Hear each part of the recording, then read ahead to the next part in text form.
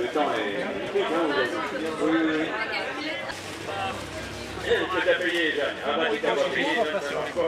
alors 11,70. Et puis ramener des amandes de chocolat, il doit avoir ses offrir, c'est tout ça.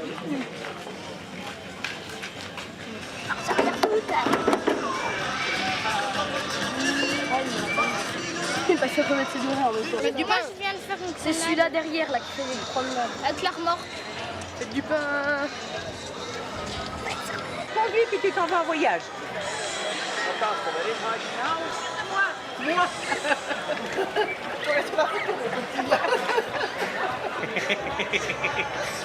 Méthode de caméra, jongen.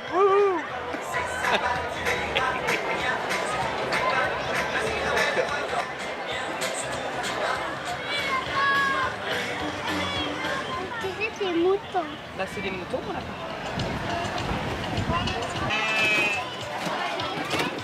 C'est facile à enlever. Bon, bah oui. Le spectacle de la compagnie Eutrapelia. Qu'est-ce qu'il fait? Des carottes, il était rassasié. Moi aussi j'ai des nausées. C'est bon, il t'arrivera à rien. T'en fais pas, il t'arrivera à rien. À la fois là. Mettez pas ça sur fesse de bouc, hein, après. C'est mes carottes, moi, ça fait des belles cuisses. Bah non, vas-y, tape dedans, les miens. Oh, là. Vous avez pas fait la guerre ou quoi?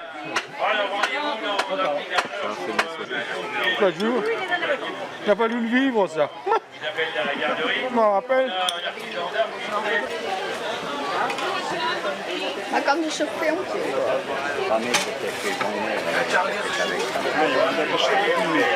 Là c'est tout lisse, mais la fibre du bois elle est coupée, l'eau elle rentrerait. Oui, et le d'accord. but du jeu c'est justement de garder à l'extérieur, c'est tranché. Oui, oui, ok. L'eau elle glisse. Allez le brosser avec le fil.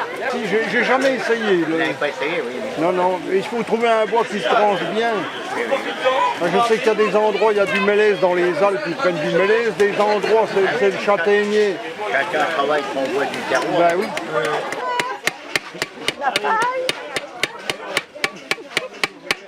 Fais du beau bruit, il y a quelqu'un qui te filme, Bernard. C'est toujours la bière, hein? C'est toujours la bière. Je remets. Bon. Il n'éclate pas le but. Le vin à but. C'est le but.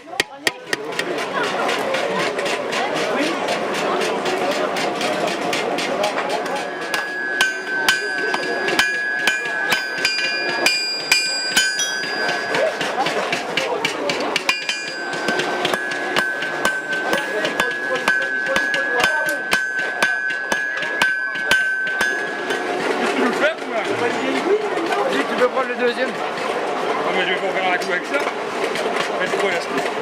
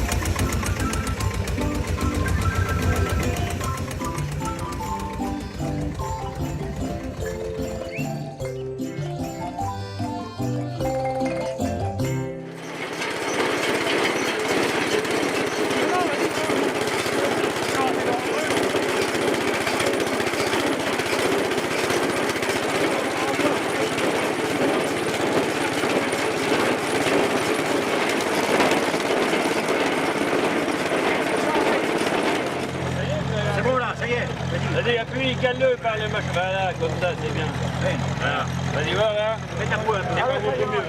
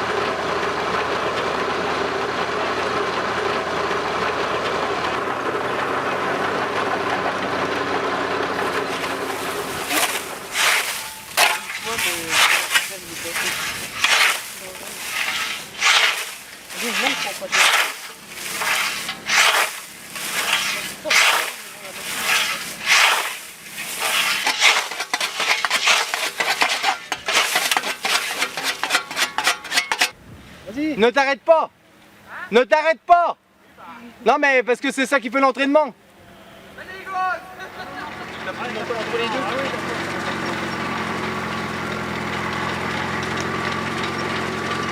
Débraye. T'arriveras à y aller en montant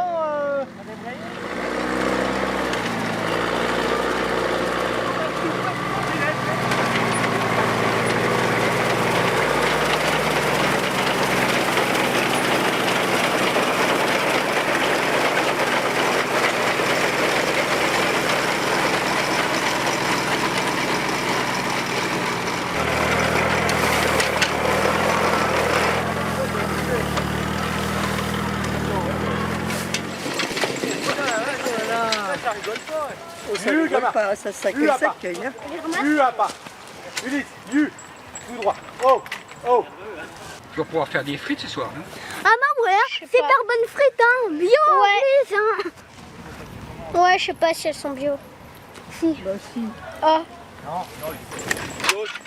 Oh. Attends. Chier, il faudrait que je refasse quand même quelque chose pour mes... Hein? Ouais, c'est Bah oui, parce que... Allez Ulysse, un pas.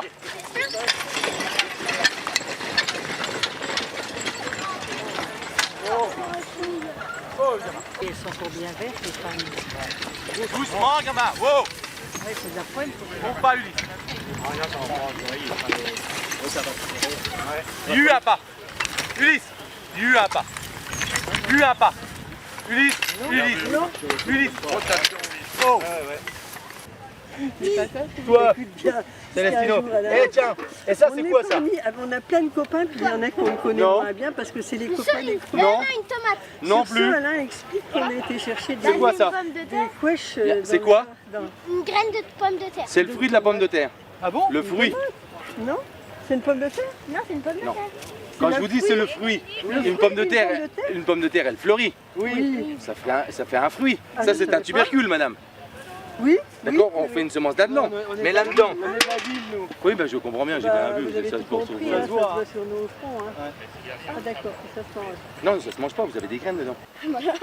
Sinon, on sait pas si elle arrivera à le porter. Hein. Il y a un autre seau jaune là-bas, les gamins. Devant le aussi qu'on a attelé les chevaux là. Viens. Regarde, il y en a encore là, du patate. Hein? Je le dis, moi.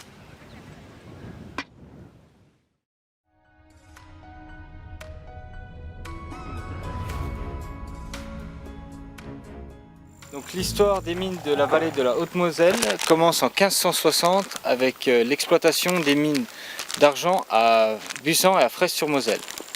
Après plusieurs années d'exploitation, les mineurs vont constater l'appauvrissement des filons et vont donc rechercher d'autres filons dans la vallée.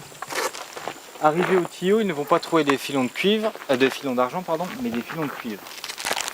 Donc soutenu financièrement par les ducs de Lorraine, l'activité minière va connaître un essor remarquable de la seconde moitié du XVIe siècle jusqu'à la seconde moitié du XVIIIe siècle. Donc 2 siècles d'exploitation. Et si on mélange le cuivre avec l'étain, on obtient du bronze. Avec le bronze, on fait des statues, des cloches et des canons. Donc pour développer l'activité minière, les ducs de Lorraine vont faire appel à des mineurs allemands, originaires de Saxe, de Bohême et du Tyrol. Car les mineurs allemands avaient une grande expérience dans la recherche des filons, les techniques de percement et la fonderie. À cette époque, il y avait des mines d'argent en Allemagne. Alors comment faire pour attirer des mineurs allemands sur le site du tuyau? Les feuilles davantage chez eux. Voilà, tout simplement. Donc chaque mineur va avoir un salaire fixe hebdomadaire de 3 francs 6 gros. Donc à la fin du mois, chaque mineur pouvait s'acheter un cochon, ce qui est plutôt pas mal. De plus, les mineurs vont avoir des primes de rendement, donc travailler plus pour gagner plus. Et enfin, les mineurs vont avoir d'énormes privilèges, c'est-à-dire qu'ils ne vont pas payer d'impôts, pas de taxes, pas de corvée, donc les corvées c'était l'entretien des chemins, pas de service d'armes, et ils avaient une caisse sociale, donc l'ancêtre de la sécurité sociale. De plus, le samedi matin, la première heure du marché était réservée aux mineurs.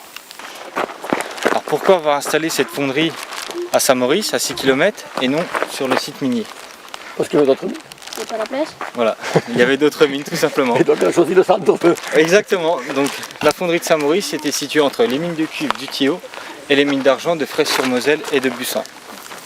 De plus, Saint-Maurice est situé au pied du vallon d'Alsace, donc l'eau coule en abondance. L'eau permet de faire fonctionner une roue hydraulique et la roue hydraulique actionne des soufflets. Donc les soufflets permettent de chauffer à haute température les fours. Donc pour obtenir des lingots de cuivre appelés rosettes, on mélange du charbon de bois et du cuivre. Une fois la rosette obtenue, on frappe du sceau du duc de Lorraine et la cargaison repartait hop, à Nancy à 3 jours de voyage. Donc à l'apogée des mines au début du XVIIe siècle, on comptait chaque année environ 500 voyages de chariots vers la fonderie de Saint-Maurice. Ce qui, 2 par jour. voilà, ce qui équivalait à 68 tonnes de cuivre transportées. Lorsque le granit est trop dur, les mineurs allument un feu dans le puits. Sous l'effet de la chaleur, la roche se fragilise. Et au début du XVIIe siècle, une technique va révolutionner le percement de la roche, c'est voilà, la poudre noire, donc d'explosif. Dans la stole, on installe une voie de roulage, ainsi qu'un chariot de mine. Donc, le chariot de mine est appelé chien de mine, puisque le bruit provoqué par le chariot dans la stole, cela évoquerait les aboiements de chiens. Donc là, comme vous pouvez le constater, la stole évacue toujours un peu d'eau. Donc pour utiliser la poudre noire, on prend une massette, un floret. Donc le floret, c'est l'ancêtre du forêt. On tape un coup, on tourne, ainsi de suite. On fait un trou de 40 cm, donc un trou assez cylindrique. Ensuite, on insère la poudre noire, on met un bouchon en argile ou en bois, une petite mèche. On allume la mèche. Et on se barre. Bon, éventuellement, on quitte la stole. Et ensuite, badaboum. Badaboum. Badaboum. Un bloc de la taille de mon casque se détache. Donc 40 cm. Ce n'est pas de la dynamite. Donc c'est la raison pour laquelle. C'est pas brisable. Voilà. Mais c'est une technique quand même révolutionnaire, puisqu'en une journée de travail, on perce un bloc de 40 cm. Alors qu'avec la technique du marteau et de la pointerolle, c'était 7 cm par jour.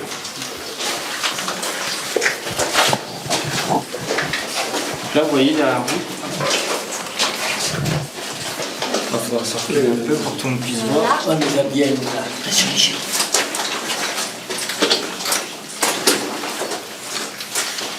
Une autre chose qui dit que le travail à la fonte, c'est l'irrégularité des pas droits et pas le travail régulier de la pointerolle. Oui. On voit très bien ces angles sous l'abattage à l'explosif. Là, vous voyez donc la superposition des fleurets. Donc, on va essayer de se serrer un petit peu.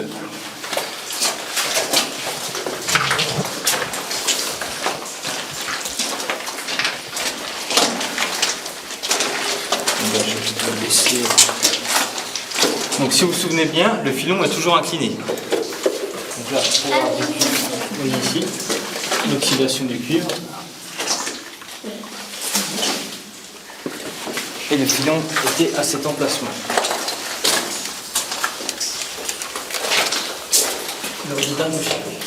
Voilà, nous sommes dans le filon. Donc je vous laisse avancer. Alors on va essayer de se serrer un petit peu.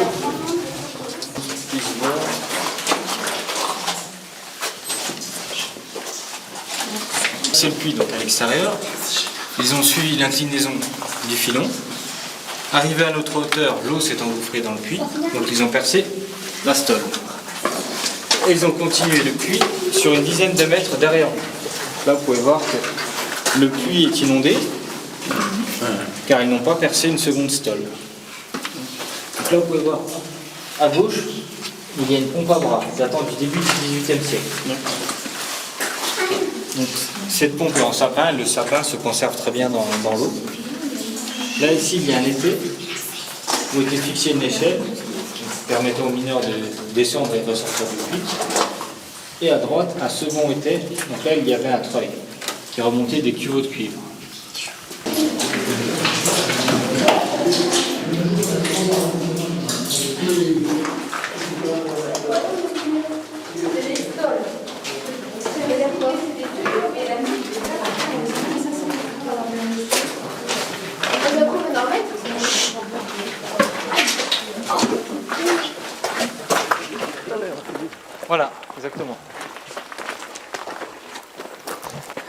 Alors pour trouver du cuivre, il existait d'autres techniques.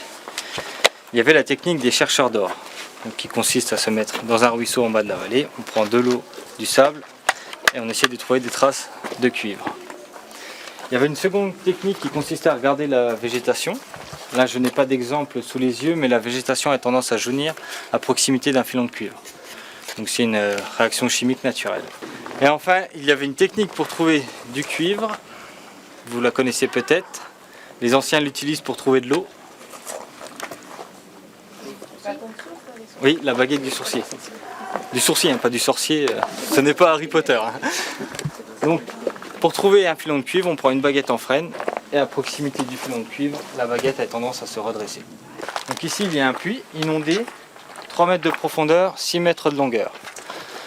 Donc les mineurs ont ici essayé de trouver un prolongement éventuel du filon de cuivre. Donc ils ont percé ce puits grâce à la technique du marteau de la pointerolle pour faire un trou de 3 mètres de profondeur, pour rien, puisqu'il n'y a pas de filon de cuivre à cet emplacement. Donc on compte une dizaine de puits abandonnés après 1, 2, voire 3 années de travail. Donc les mineurs avaient toujours leur salaire fixe hebdomadaire, mais le problème, ils devaient payer leur pointerolle. Donc une pointerollisée par heure, 8 pointerolles dans la journée, pendant 2 ans pour rien. Mais le problème de la technique du feu, c'est que c'est une technique coûteuse à cause du bois, toxique à cause des fumées, et surtout c'est une technique lente, très lente. 2 mètres de roche percée par an. Là vous voyez, la stole mesure environ 4 mètres, donc il a fallu 2 années de travail. Donc l'eau était utilisée pour faire fonctionner une machine de concassage appelée bocard. Donc l'eau du ruisseau alimentait une roue, et la roue faisait fonctionner des marteaux pilons pour concasser le minerai. Et comme vous pouvez le constater, le niveau d'eau est assez faible l'été. Il faut faire un trou de 700. Disons 20 minutes. En 20 minutes, vous allez faire un... Non, c'est ça. Est-ce que ça allume? Non, là c'était Oui, la maman, elle a pris un bleu. Oui, parce que c'est grave.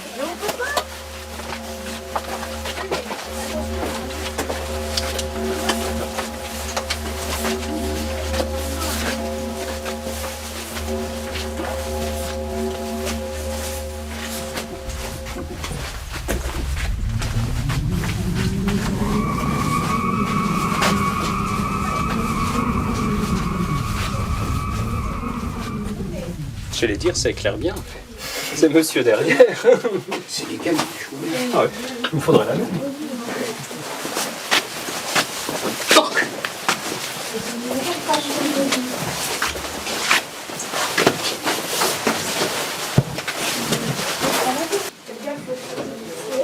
Mais c'est qu'il faut... Comment ils faisaient pour se déplacer dans leur mini rampée? Ah bah comme nous. Comment ils faisaient pour se déplacer dans les mines? Bah comment on fait nous? Ils rentraient avec leur...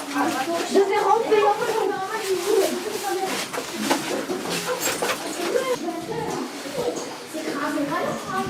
J'étais pas drôle, ça. Tu mets les cailloux.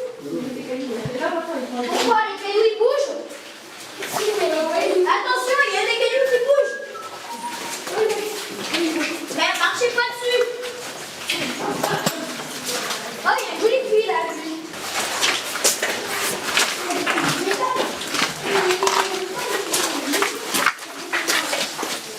Non, laisse tomber. C'est coup de sac. Alors, allez, on va continuer. On peut se redresser, c'est pas mal. Oui, c'est pour ça que je m'attarde pas trop dans les parties étroites. Ah, ouais, Il y en a pour qui c'est pas confortable du tout et qui ressort. C'est pas cool. Ok. Vous voyez que c'est pas large, monsieur. Faut pas le mettre sur le dos. J'ai pas menti, hein. Non, c'est pas Maman, Donc, voilà, j'essaye maintenant qu'on est dans un endroit un peu plus confortable de reprendre ce qu'on vient de traverser. Donc, pour voir si mon collègue a bien fait son travail, si vous avez bien écouté, on vient de rentrer par une... Bien. La stole, ce que vous avez dû remarquer, c'est que les 20 premiers mètres étaient quand même relativement étroits. Hein, il n'y avait pas beaucoup de place. Pourquoi il n'y a pas de place? C'est parce que c'est creusé au XVIe siècle. Donc ça veut dire que c'est creusé comment? La pointerolle Et au marteau. Ouais. Comment on peut expliquer que les mineurs aient creusé si petit? Parce que s'ils creusaient large, ils n'auraient jamais le temps de creuser. Mais oui, faut pas chercher plus loin, on a 30 cm par semaine. Les mineurs, ils creusent le minimum, faut pas perdre de temps, c'est exactement ça. Par contre, à un moment, on a traversé une flaque d'eau. Et passé la flaque d'eau, on voit la galerie qui s'élargit d'un seul coup. Pourquoi ça s'élargit comme ça? Ils sont passés à l'explosif. Voilà, mais la bonne promotion. Ils sont passés à l'explosif. On voit apparaître ces traces-là que vous devez reconnaître, que vous avez dû croiser dans la... Ouais, il y en a On en a vu un dans un caillou à l'extérieur de la Ça ville. valait pas le coup de recreuser un peu l'entrée du coup? Oh, pourquoi faire? Vider plus facilement. Vider quoi? Les gravats des explosifs. Ah, vous savez, tant que le chariot passe, c'était suffisant pour eux. Et là, le chariot passait en réalité. Vu les quantités à extraire, Ben oui, absolument. Justement pour ne pas avoir à ressortir la roche à l'extérieur. C'est un avantage. Mais là-bas, c'est ouvert. Là-bas, on a une galerie qui repart sur 20 mètres.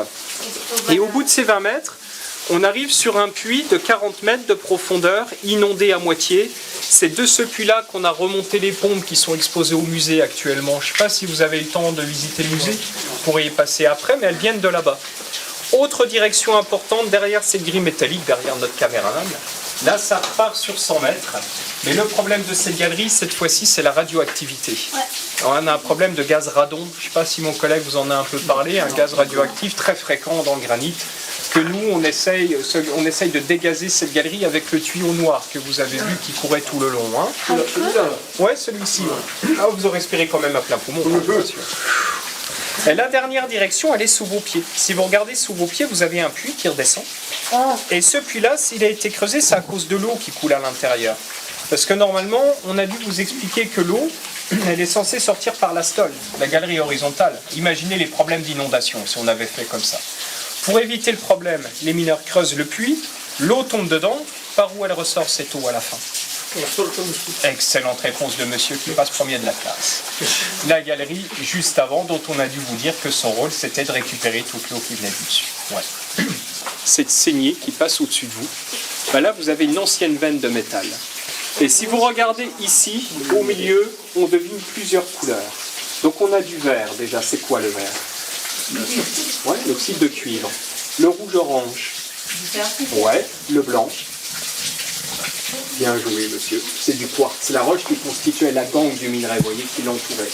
Et en fait, ce qu'on remarque, si les mineurs ont creusé par là-bas, sur 100 mètres, ils ont suivi la veine, tout simplement, en espérant sûrement retomber sur un filon plus important.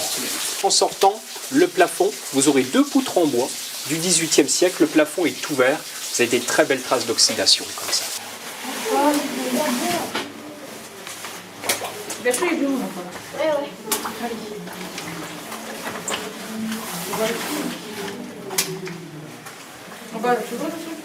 C'est mon métier. Le carbonate, c'est ça.